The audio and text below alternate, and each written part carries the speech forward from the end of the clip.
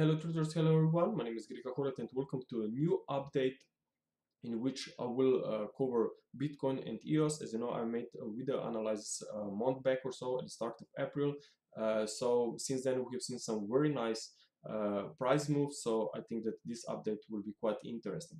So if you recall, in our video back then I said that Bitcoin is at important trendline support connected from 2017 July levels, and back then I said that there is a potential that we'll see a move higher on Bitcoin, but rather than trading Bitcoin to the long side, which was much weaker back then, I presented idea on EOS, which was in a much better bullish shape from in April. Okay, so actually both markets moved very nicely together. EOS was much better, in fact. So I will take a look on both today. So we have seen a very nice bounce from this 2017 trendline support, and what is really interesting is that this bounce is looking impulsive on a smaller time frame.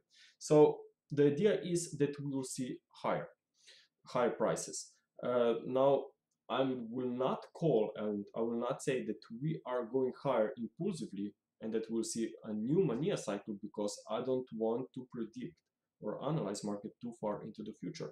I want to go step by step. I want to focus on my minimum expectations. And if you're familiar with the Elliott wave principle, then you know that minimum structure that you can see in the market is made by three waves. So even if you see only a temporary pullback, you will see a three wave movement, an ABC. Okay, so with that being said, I am focusing on minimum expectations. So what are or where are the minimum expectations? Well, if we say that we are only making an ABC movement to the upside, then normally if wave A was an impulse, you will see wave C moving above this wave A swing high, which means that I will be looking for continuation higher to back towards February highs.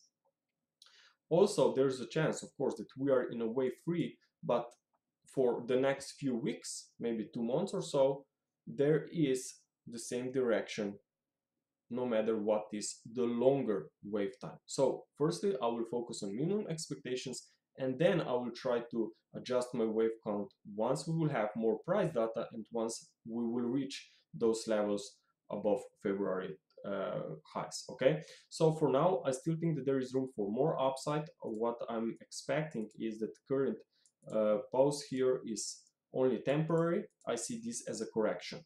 Okay, so I'm expecting more upside, and I'm tracking two different wave counts, and both suggest that we will see higher prices. So the first wave count, still somehow primary wave count, is that actually this move down, or sideways price move I should say, from April 24th is actually a flat correction. Why? Because here we have seen a free wave push to a new high, and always when you see a in uptrend free wave move to a new high and then turn to the downside, then this should be evidence that market is making something more complex, because free wave structures are corrective structures. Okay, so it means in such case that is part of a bigger correction rather than end of a trend.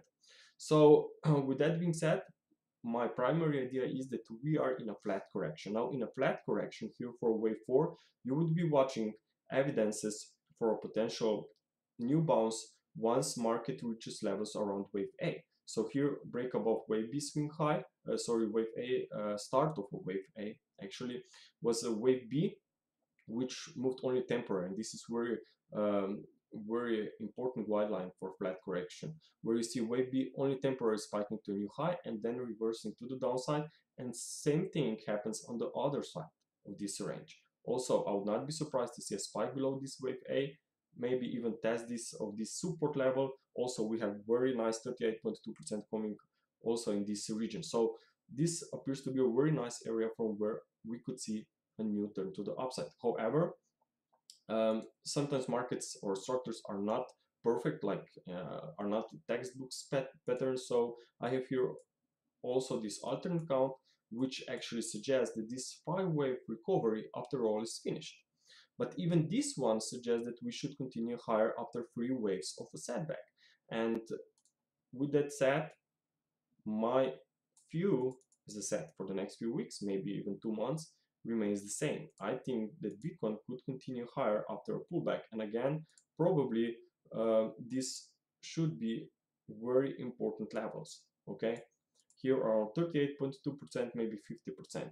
So maybe I should mark this as a first very important support level, and this one is the second. So in here, the only difference is that either we will see a sharp decline for a flat correction for a wave C to complete wave 4 and then turn to the upside, or maybe we are already in higher degree corrective pattern ABC pullback, which will take us back into these yellow boxes where I think there's a chance for a new bounce. So technically speaking, I remain bullish here as long market is trading above April lows, because as said, we are probably forming a third leg rise, either wave 3 or wave C, but in both cases I think there is room for more upside.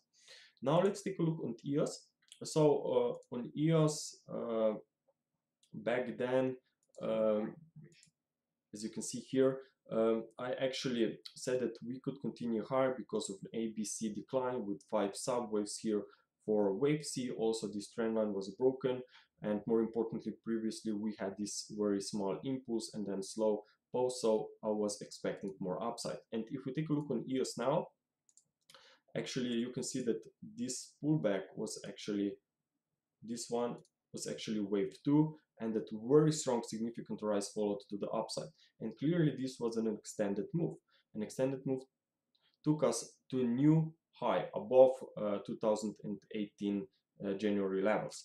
So actually now market slow down always when some important, not always, but usually when important levels are triggered or broken, you will either see a slow down in a price action, especially after such an extended lag like here. So actually it's not a surprise that we see now a pullback unfolding, but there's also a pause. So I think that this is only a fourth wave within uptrend that will continue into wave 5, because if we are in a new bullish phase here on EOS, then definitely we should see a 5 waves to the upside.